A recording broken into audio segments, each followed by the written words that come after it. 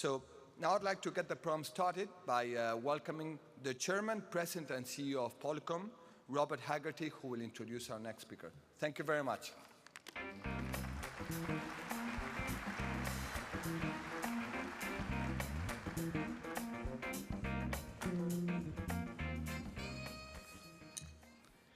Good morning, everyone. You know, as I was going back to my room last night, I was reflecting on yesterday.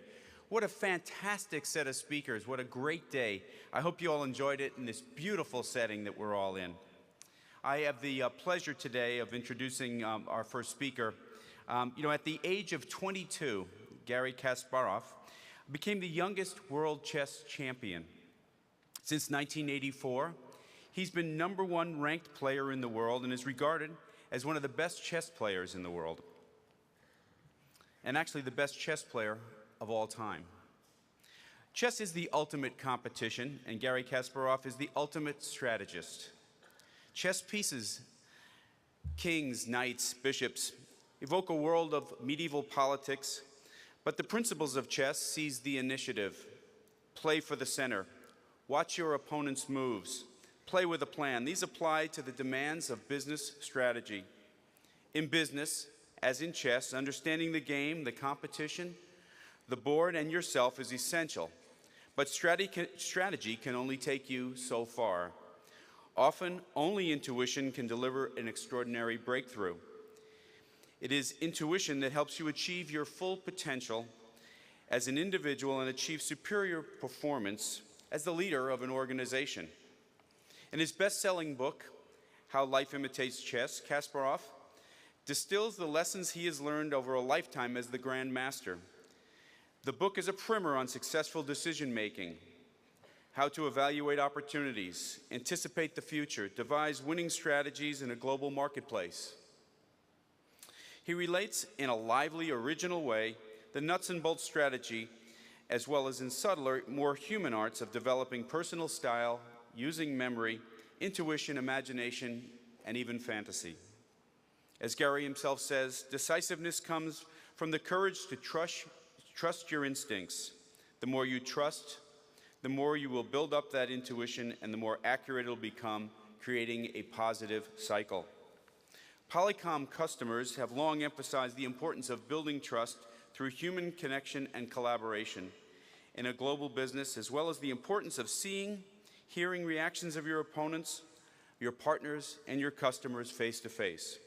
As many of you know, less than 2 weeks ago, Garry announced that he's running for the office of President of Russia. Please join me in wishing Garry the best of luck in his political campaign and welcoming him to the World Business Forum.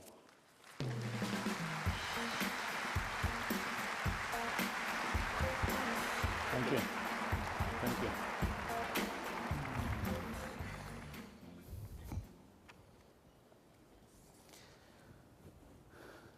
Good morning.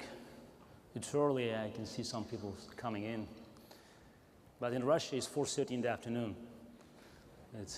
This time, jet lag has clearly worked to my advantage. I thought I would need to introduce myself a little, but it was already done. Still, a few words. We all know that chess has rarely made front pages here in America. Unfortunately, Russian politics appears slightly more often today. But things are improving in that regard, and I hardly ever hear, "Aren't you that guy who played the IBM computer?" But I have to confess that I use this trick when I face a nasty immigration officer asking about the purpose of my trip to America. When I exhaust all other options, I say, "I'm the guy who played the computer."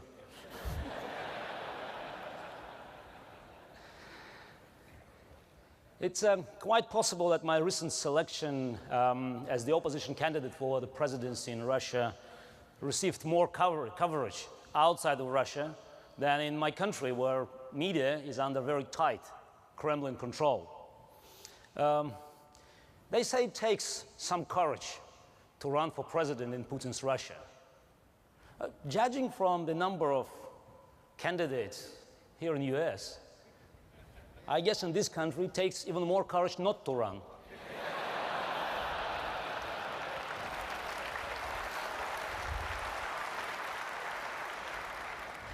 So perhaps because the game of chess is so strongly associated with intelligence, all my life I have been asked how I succeeded. And when I became the youngest world chess champion at age 22, there were many myths about my abilities, about my life, that I spoke 8 or 10 languages, I ate a special brain food, had a photographic memory, and saw dozens of moves ahead during the game. All myth, unfortunately. My wife Dasha can tell you that I'm capable of forgetting appointments and birthdays. And as for foods, I don't think the world is yet ready for Kasparov diet book. I have a photo from those good old days, and I'd like to share. Perhaps it should be titled, "The Connection Between Wisdom and the Hair Loss." Look at all that hair, huh? And it's the next day. I won the title on the 9th, and on the 10th there was a closing ceremony. I received the laurel and everything else. And in the midst of this celebration, I was approached by Rona Petrosian, the wife of the former world chess champion Tigran Petrosian. And she looked at me and she said something that made me stunned. She said, "Young man, I'm sorry for you." What? I'm the world champion at age 22. The world is yours. The sky's the limit. Sorry? She said, "Yes. I'm sorry for you because the happiest day of your life has just passed."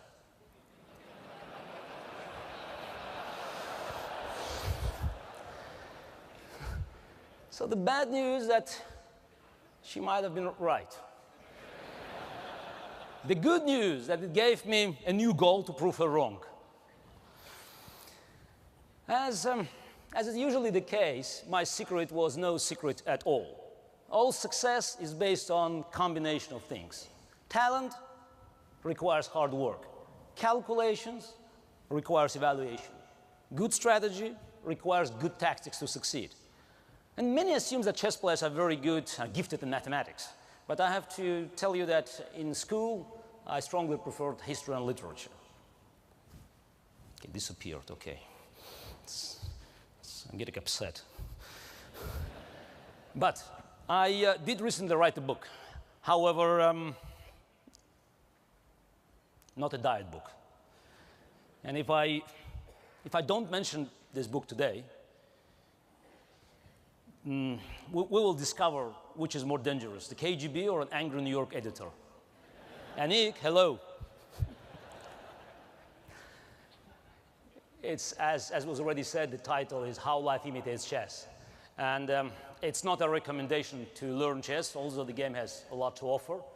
It's my attempt to break down the decision-making process.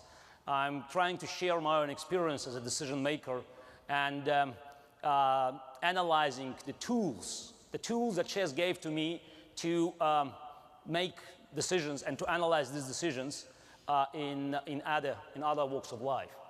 And I believe that everyone, in every field, at work or in their personal lives, can benefit from careful consideration of their own mind and their own results and how these results were achieved. So I'm going to jump around here a little, from one side to another today, discussing everything from psychology, war in Iraq, and American presidents, from George I to George III. I counted correctly, huh?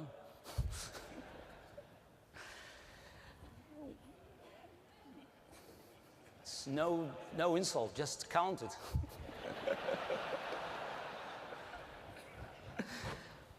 When I retired from chess in March 2005 to move into politics, of course I was questioned about my style, because everybody knew I was an aggressive player. And people questioned, the experts, the journalists, questioned my ability to survive in this tricky world of political affairs. Your Theodore Roosevelt said to speak softly and carry a big stick. For most of 25 years of my professional career, I followed his advice halfway. My method was to carry a big stick. And if that didn't work, I came back carrying even a bigger stick. But it worked for me, so what should I say? And I believe that you have to do what you know the best. But just don't get me wrong, my chess was not that one-sided. The reason I rejected the doubts about my ability to survive in this world of politics, because I knew that I always was good at reading what we call in chess demands of the position. If position demanded to be quiet and to defend, I could do it. Because at the end of the day, it's about winning or losing. It's not about displaying your ego. And I knew that I could learn the new skills. And I think we all can do it, no matter how little hair we have left. And second, what's wrong with being an attacker? Is it ineffective or just unpopular to point out that being aggressive is just as successful in business and politics as in chess? Especially when you are fighting authoritarian regime that ignores those who speak softly. And I'm here today to make the case for the offense. So you often hear that people in every area of competition talk about doing their best and not worrying about winning. Of course, it's important to give your best effort. But no one grows up dreaming about becoming vice president. At least in the beginning. An Olympic runner, let's talk about track and field, who breaks the world record but comes in second, would happily trade this great achievement for a gold medal. Or you can ask John Kerry how he feels about receiving the second highest popular vote in US history. Attacking can be broken in two categories. One, the direct assault. It's easy to understand. That's a big stick and even a bigger stick. Second is maintaining the initiative, which is more sophisticated concept. The initiative means creating the action instead of reacting. It means being at the front so you can see what's happening and what's coming and better control the environment. And when your opponent is reacting, he gradually loses ground, allowing you to extend your lead at his expense. And this leads to a direct attack that cannot be defended against. And that's what I call the attacker's advantage. The initiative is not only desirable, but once you have it, it becomes an obligation. Having the lead means you must attack, or the position will turn against you. Having played aggressively, you rarely have the opportunity to slow down and consolidate. And of course, you offer your opponent a chance to counterattack. In business, it means giving your competitor a chance to catch up and pass you. Consider Apple's strategy with one of the most successful consumer products of all time, the iPod. The Mini was still incredibly popular when Apple introduced another line, the Nano. Instead of waiting around and counting their money, they pushed their advantage. Steve Jobs didn't have to go to the United Nations to seek approval for his preemptive attack on the market. In business, the best attack is always preemptive. And also remember that an opponent, a competitor, or a rival candidate who is under pressure is more likely to make a mistake.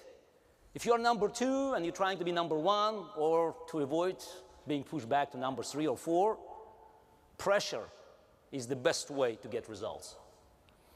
But of course, I will add a cautionary tale. When I was a rising teenage star, I experienced problems with Tigran Petrosian, the above-mentioned world champion, former world champion. We played 2 games, and I lost both. And I was so close and just to crush his position. But the victory both times slipped through my fingers. Petrosian was a great defensive player, and he he played my aggression against me as a toreador against the bull. So you lost once, it might be an accident, but you lost twice the same way, so you think that something was wrong. And next time we met at an important tournament in Yugoslavia, I got an advice from another former world champion, Boris Spassky, who took the title from Petrosian in 1969. So before the game, Spassky counseled me that the best way to succeed against Petrosian is to apply pressure steadily. Boris said, squeeze his balls. But don't rush, squeeze one, not both.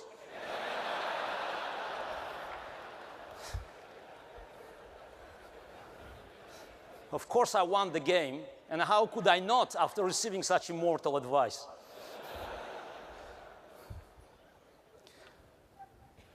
So if you stay aggressive and things don't work as planned, you will at least learn something. Mistakes of inaction, I believe that mistakes of inaction are psychologically harder to deal with. We always regret missed opportunities more than misplayed attacks. Of course, occasionally there are consequences so disastrous that sitting around sounds attractive. For example, let us not avoid the big issues and let us go directly to the war in Iraq. It's always essential to analyze our past decisions. It's critical to understand why we succeed, not only why we fail. That's, everybody is doing this, but nobody wants to look at success. Because we believe if we won, it's because we're great. It's human complacency. And we should not only consider results itself. A good plan can fail with bad implementation and vice versa. And as time went on in Iraq after the initial invasion, it looks, for me, like the bad implementation of no plan. But do not misunderstand me. I grew up under a totalitarian government, and I have no pity for dictators. Freedom and democracy are not mere words to anyone from the former Soviet Union or the current Russia. And I'm in favor of using the moral authority and might, if necessary, of the civilized world to bring those ideals to the oppressed. And the people of Iraq clearly qualified. But what was the plan? If the plan has been to uproot terror and make America and the world safer, the US had an ideal opportunity in May 2003 to move on. The mighty Iraqi army has been destroyed in a few weeks, and 140,000 coalition troops were right next to two major terrorist sponsors, Iran and Syria. The leaders of those nations must have been shaking their boots. Stop supporting terror or you are the next. This message would not be ignored in May 2003. Instead, the coalition started nation building in Iraq and let the initiative slip away. As on the chessboard, if you don't use the initiative, it will quickly turn against you. It took nearly a year for Iran and Syria to regain their confidence. And by 2004, the wave of terrorist attacks had spread across Iraq. And here I'll invoke another American president for the purpose of disagreeing with him. Thomas Jefferson is quoted as saying, delay is preferable to error. This is true only if delay itself is not an error. Worse, inaction can become habit-forming, especially today when we all have so much information coming in all the time. And it's tempting to keep waiting and waiting, accumulating more and more data so we can make perfect decisions. There are no perfect decisions. The attacker's advantage comes only to those who are not afraid to trust their instincts. It all begins with having the courage to fail. Courage to fail. We all suffer from self-doubt, all, even myself. And we all suffer failure. I was number one in the world of chess, #1 ranked player for 20 years. And I won throughout my professional career hundreds of games, hundreds and hundreds of games. But I also lost dozens of games. Dozens of times I sat at the chessboard and fought hour after hour before being forced to resign. And each of these defeats still causes me pain. Failure is acceptable and inevitable as long as you are not content with it. And I'm going to borrow another one of your founding fathers. I apologize, but I'm afraid I never found much to admire in the founders of the USSR.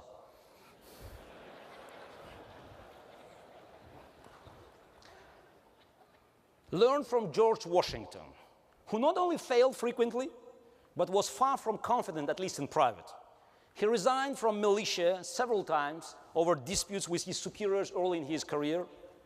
And on the day he was selected to be commander-in-chief of the colonial armies in 1775, he had this to say to his confidant, Patrick Henry. Oh. From the day I entered the command of the American armies, I date my fall and the ruin of my career. Not the sort of thing you carve into a monument.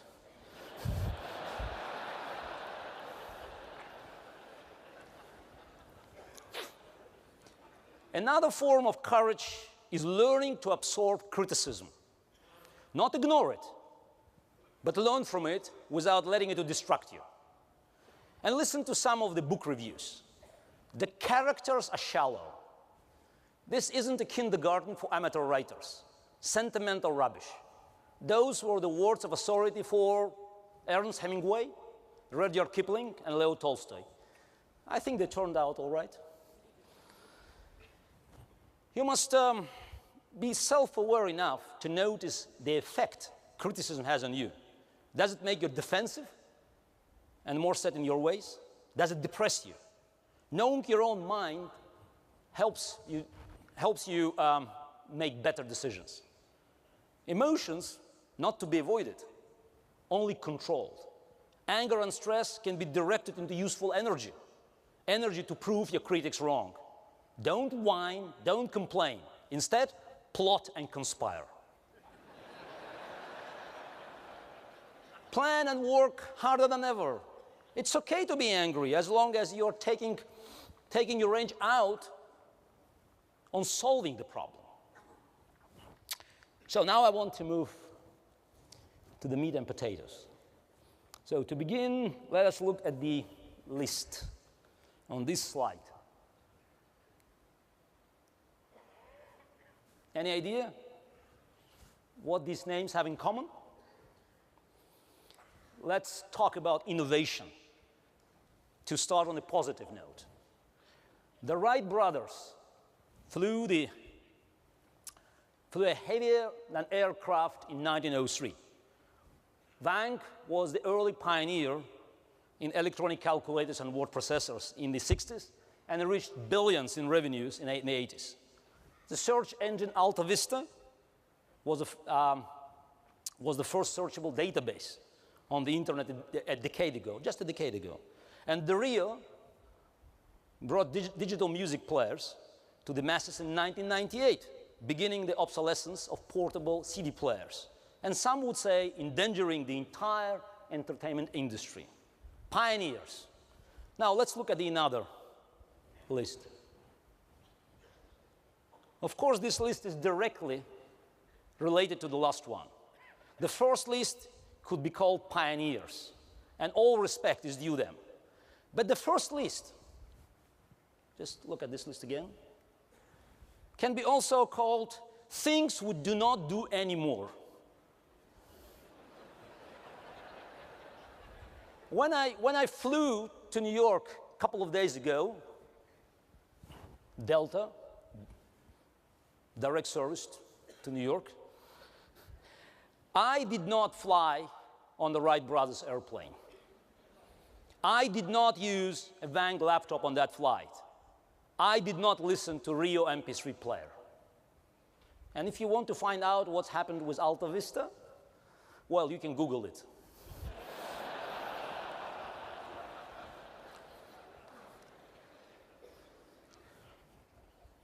On this day, October 11th, in 1910, ex-President Theodore Roosevelt became the first US president to fly in an airplane. This plane, what an irony, actually had been built by the Wright brothers. So what's happened? Their breakthrough was probably one of the greatest inventions in the human history. But they did not believe it was good for business.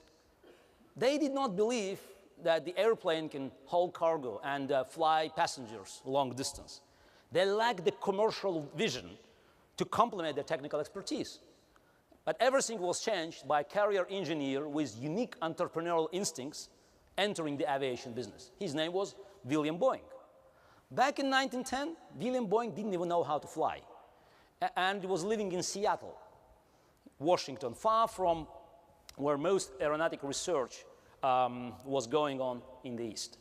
Boeing didn't have the technical knowledge of the Wright brothers.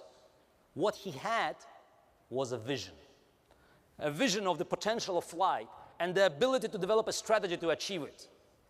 In the next few years, Boeing did several remarkable things to accomplish his vision of creating a commercial airplane business.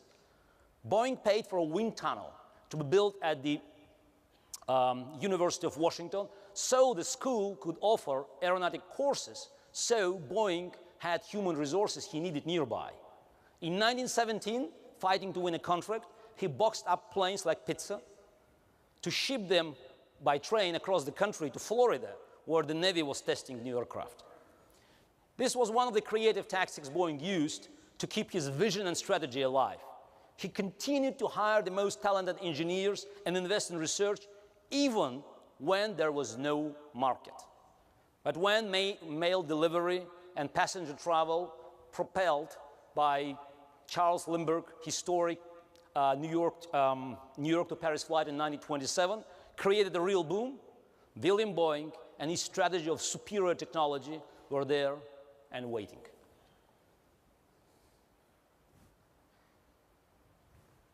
Side by side, for reasons as different as the items on that list, the names on this first list were all surpassed by the competition. The common denominator is what I call the gravity of past success. Success can blind you to your own weaknesses, make you over-conservative or over-optimistic, and hold you back. So admire the names on the first list, but consider which list you would prefer to be on. Now let's apply our themes of courage and vision to the biggest picture of all. According to the latest issue of Foreign Policy magazine, 91% of experts believe that the world is becoming more dangerous for the United States today. Only 2% say safer. I suspect the remaining 7% were too frightened to answer. So how can we begin to think about a problem as big as the war on terror? Last year, I spoke at the centenary celebration in honor of to honor the great Austrian mathematician Kurt Gödel in Vienna. Gödel was as crucial and revolutionary for mathematics in the 20th century as Einstein was for physics. Several of his important theories have relevance outside of mathematics. One states that every system will contain a problem that cannot be solved from within the system itself. Cannot be solved from within the system itself. When known methods cannot provide solutions, you must examine your methods and look outside of the system to rise above it. After the First World War, we had the Versailles Treaty and the creation of the League of Nations. The League was a failure, and the unwillingness to accept this fact led to the World War II. After the Second World War, we had the United Nations, designed to freeze conflicts and to avoid a mega conflict between nuclear superpowers. Now, after the Cold War, we again need fresh ideas, new organization that are based on a new global dividing lines of the value of human life and democracy.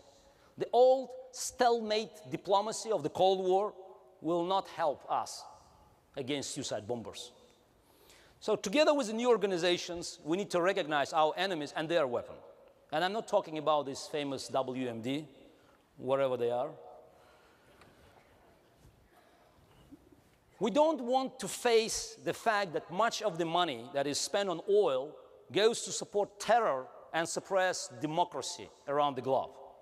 Iran, Saudi Arabia, Sudan, Algeria, Venezuela, and unfortunately a key player in this oily political field is Putin's Russia. Seeing the bigger picture means realizing everything is connected. Putin badly needs oil revenues to sustain his grip on power. Russia sells nuclear technology to Iran and missiles to Hezbollah and Hamas via Syria. It leads to rising tension in the Middle East and to the high oil prices.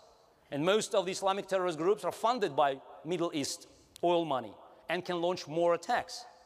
They are fed by the civilization dependence on the 19th century device, the internal combustion engine.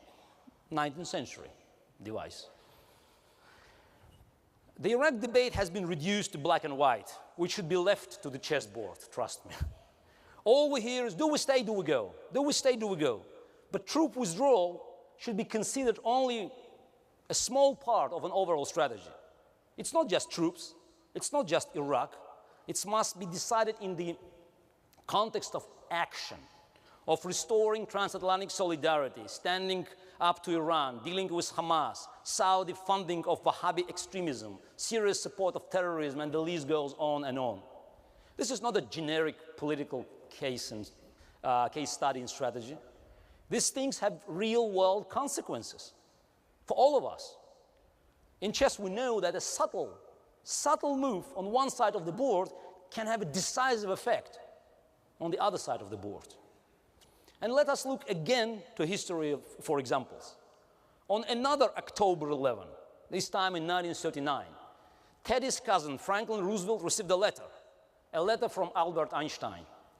This famous letter described the possibility of a bomb based on a nuclear chain reaction. It did not receive a great deal of attention at that time. It was over 2 years later when the Manhattan Project was formed to develop the first atomic bomb. It sounds slow today. 2 years. 2 years can transform a technology. But Roosevelt deserves credit for investing in what must have sounded like science fiction in his time, and credit for continuing it with the project when Pearl Harbor occurred the very day after he approved the formation of Manhattan Project. A man with lesser vision would have said that the money would be needed for building more tanks and ships. In June of 2004, I wrote an editorial talking about big picture and the war on terror. It was essential, I said, to launch a massive initiative for independence from oil in order to combat terrorists who are mostly funded by oil revenue. I wrote, Kennedy challenged America to go to the moon, and today a similar ambitious plan is required. Oil isn't only fuel for cars, it's fuel for terror. The end of quote. Strange to quote myself. But it was even stranger, stranger feeling to watch the latest Republican presidential debate last Tuesday. Not one, but two candidates mentioned the need for a new moon landing project for energy independence. So do you like to hear my ideas for tax policy? So candidates talking about energy independence is great news. It's, no matter what, great news. But even this is only one part of a larger equation. Kennedy wasn't just throwing money around to beat the Soviets. And he wasn't trying to talk about ethanol to improve the Iowa voters. The space program provided a powerful economic, scientific, and psychological push for the American people. And few remember that in 1958, a senator from Massachusetts spoke in Congress in favor of legislation called the National Defense Education Act. National Defense Education Act. Then Senator John F. Kennedy said that the future of the United States was very dark if people cared more about sport events than science and education. Education as national defense. That's a long-term vision and seeing the larger framework. An equally critical element in the new framework is human rights. Engagement and appeasement are falling as they have always failed. Hezbollah, Iran, North Korea, you name it, all continue to exist in a world of minimal accountability for the dangers they represent. The so-called leaders of the free world talk about promoting democracy while treating the leaders of the world's most autocratic and dangerous regimes as equals.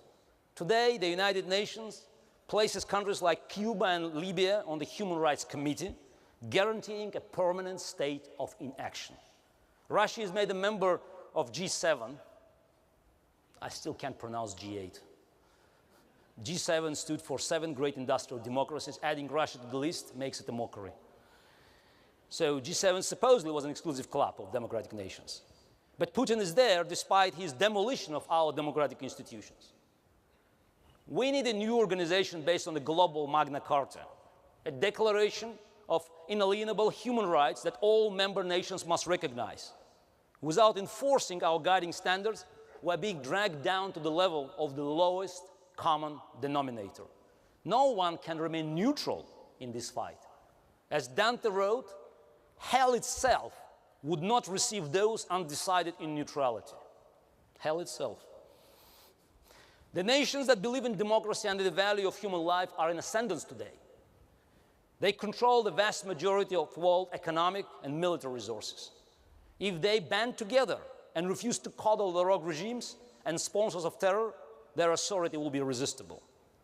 Will this initiative be exploited, or will be allowed to fade away, as it did in Iraq? Our fight in Russia today is based on those same universal values of human rights. We are not fighting to win elections at this point. We're fighting just to have elections. And Putin's latest maneuvers have received many headlines, but they're part of the same charade. He and his buddies are trying to stay in power no matter the structure, no matter the cost. It is not the USSR.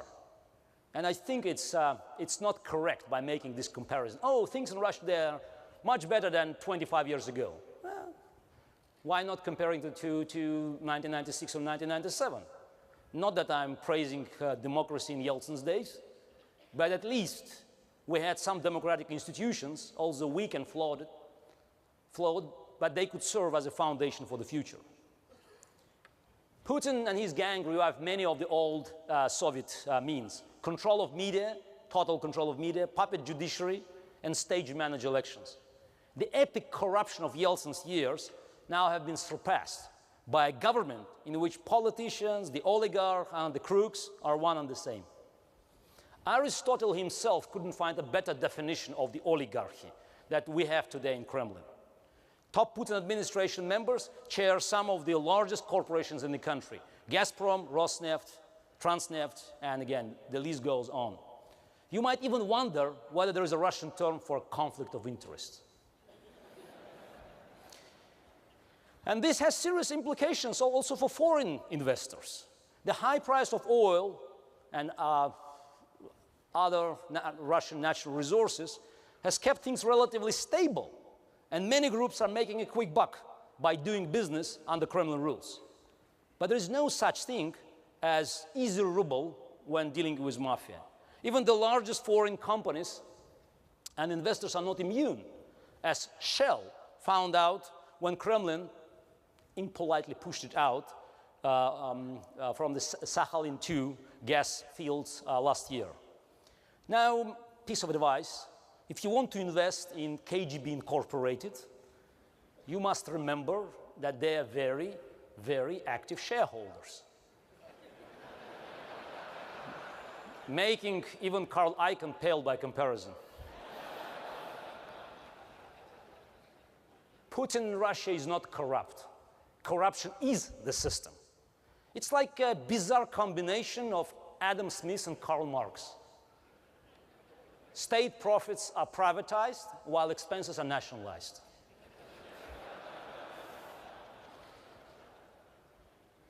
Perhaps 15% of Russians are benefiting from the boom that is visible in the center of Moscow or St. Petersburg. The other 120 million, that other Russia, is why the things are not stable in my country. And yet I constantly hear about Vladimir Putin's popularity in Russia in the Western press. In a country without free media, polls cannot be trusted. They cannot be useful. Every television station and every major outlet is under the direct control of Kremlin or Putin's closest cronies.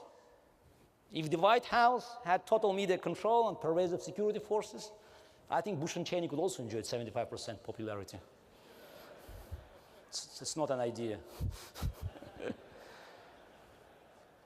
So this is to the conclusion. This is a fight I've chosen, and many others along with me. I'm often asked about my personal safety, physical safety. But think of thousands and thousands of activists all across Russia, those who do not have even the minimal protection of a famous name. And do not think that their courage is far removed from your day-to-day existence. Courage is essential in every walk of life, beginning with the courage to make up your mind. Fear comes in many forms related to the decision-making. The fear of being wrong, the fear of change, fear of the unknown, the fear of hurting those who are important to us. And failure to control these fears leads to slower and fewer decisions, and in turn, to the greater fear next time. Decisions to take on big ideas, big challenges, do not require any more physical efforts than the small ones. Have the courage to look closely at how you make your decisions and the results. Look closely at the results. Have the courage to think big. Have the courage to go on the attack. The way to overcome doubt and fear is to trust our instincts, to trust our potential, to trust yourself. And you can also trust the man on the $20 bill, my last American president today, who said, "One man with courage makes a majority." Thank you.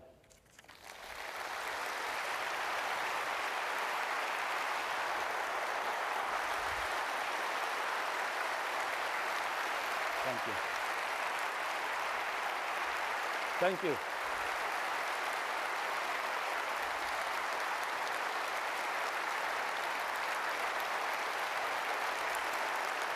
Thank you.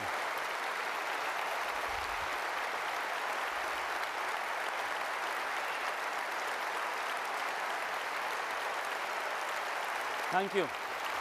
Thank you. Where is my... Ladies and gentlemen, please welcome HSM Director Jose Salibi.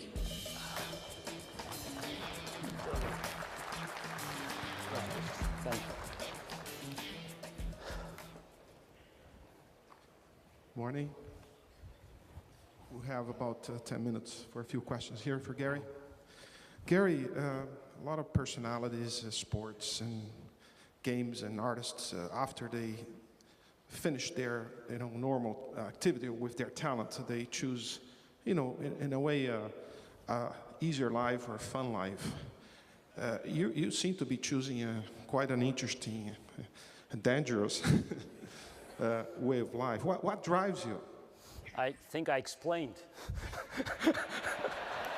I spent 50 minutes in counting the rationale for this decision. But frankly speaking, chess in the Soviet Union was a part of a big ideological picture. Because for the communist regime, chess was a tool to demonstrate the advantage or superiority of the communist regime over the decadent West. So that's why being a part of this game, and first the challenger and then the world champion, I was engaged in political battles. And I had to take on Anatoly Karpov, who was the darling of the system, and fighting Karpov to a certain extent, I was fighting the system itself. And for many people in my country in 84, 85, 86, those the years where Gorbachev took over and the beginning of perestroika and glasnost, my matches with Karpov were symbolic fights between the old and new. And I sensed that I was already part of this political fight. And I came in and out for almost 20 years into Russian political life because I believe that if I remained inactive, that would be a very bad sign for those who followed me and who could think that if the world champion, such a famous person, is afraid, so what could we do? So it was more about encouraging other people. But when I decided to move from chess somewhere else, I don't think I had a choice because I saw what had been happening with my country under Putin, and I have been playing for my country for 25 years. And I don't want to see my country to collapse the same way it happened with the Soviet Union in 1991, and not being paranoid about my influence in Russian politics after my influence was exercised in the world of chess. I still believe that I could make some difference. And for me, making the difference was the key element for every decision. I believe I could make a difference. I think I'm making some difference, and I have no regrets about my decision. What's your view for the other side of Russia? What would you like to see happening? How did you see the future? Look, you can read in the Western press a lot of stories about Putin rebuilding all-powerful Russian state. In fact, it's not probably all true, because Putin, in fact, is destroying the state by removing financial powers into this large corporation. For instance, 2 months ago, Russian parliament voted a new legislation that allowed Rosneft and Gazprom to have their own armies. So it's more like a feudal state. I don't think this construction is stable, and I think that unless we change it, unless we restore democracy in Russia, this entity called Russian Federation may cease to exist in the nearest future. Is there anything the international community do for you to help with this new thinking, or is there too much focus on Iraq and the Middle East, and they're not enough focus in Russia? No, the only thing we kept asking the leaders of the free world is just not to apply double standards. You can't try to build democracy in Iraq at the expense of democracy in Russia. And what we want is just to state the obvious. If Putin acts like Lukashenko or Mugabe, he cannot be treated as the leader of a democratic nation. And don't underestimate the importance of the criticism that comes from Washington or from European capitals, because unlike Soviet dictators, Putin is not immune for this criticism.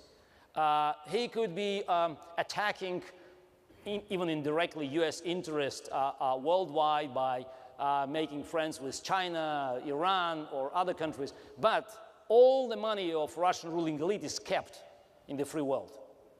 If you want to find out where these huge profits are prominently displayed, you can go to South Kensington in London, not to Russian countryside. So that's why hearing the criticism and recognizing that the West is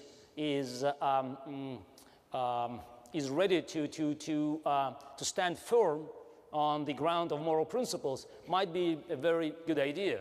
And I don't think that in 1981, when Reagan confronted communism, the Soviet Union was more dangerous than Russia today, Putin's Russia today. So that's why it's important to make strong statements. And the statements like Kennedy's "Ich bin ein Berliner" or Reagan's "Tear down this wall" had a tremendous effect on those who lived on the other side of the fence. How do they try to intimidate you? How are they trying not?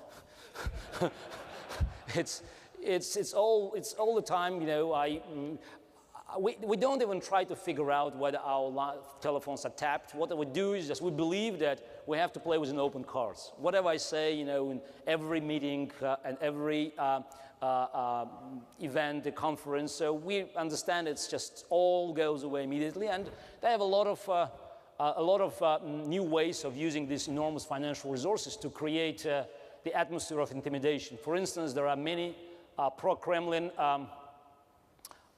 youth organizations that now are well-funded, and they play games.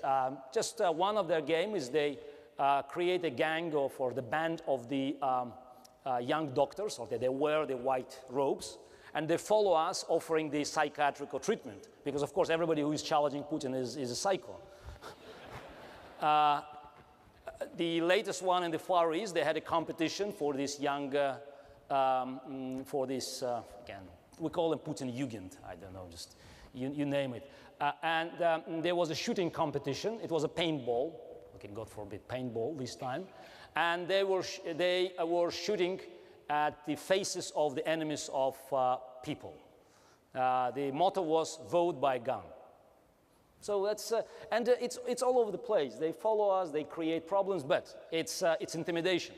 Now, as for our activists across the country, people losing their jobs, they are interrogated because the new Russian law on extremism is very vague and offers a broad explanation of the term extremism. In fact, any form of criticism of the current regime might be translated into one of these extremist clauses. How about, are there any countries for the former Soviet Union that you see that are doing a good job in the transition to democracy? What's your favorite? Oh, we have Baltic states that already joined Europe and doing absolutely great. I think Ukraine is also doing much better because in Ukraine they have elections with unpredictable results. In Russia, you know, we have a joke that in the next elections we have just 2 ballot boxes. One says Putin, and the other one says Shredder.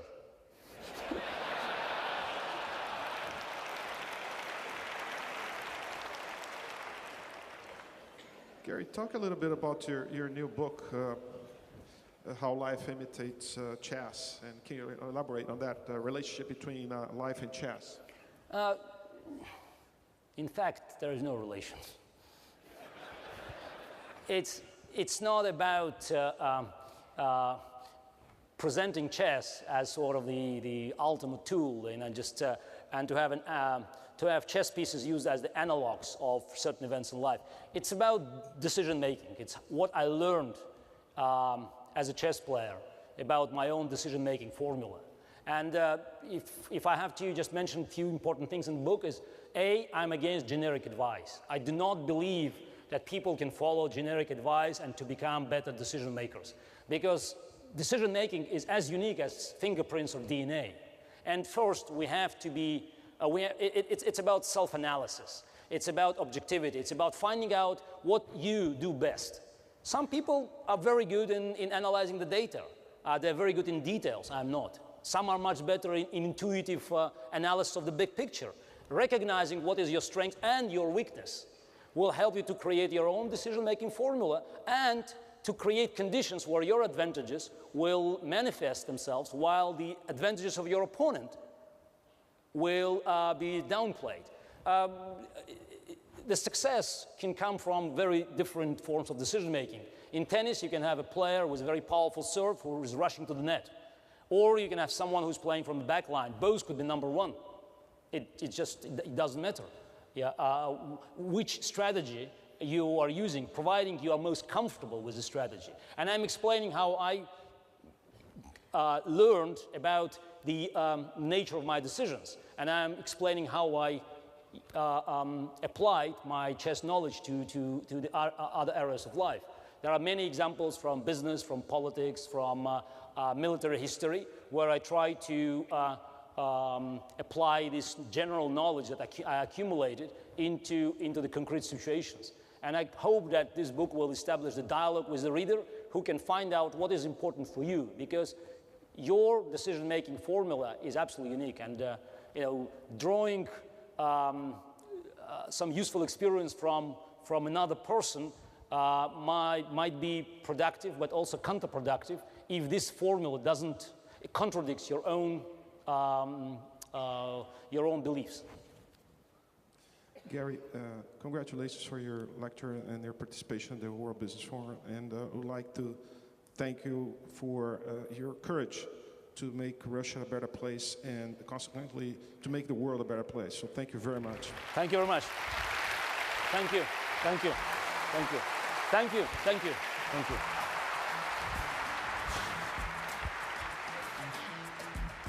Wow. Congrats.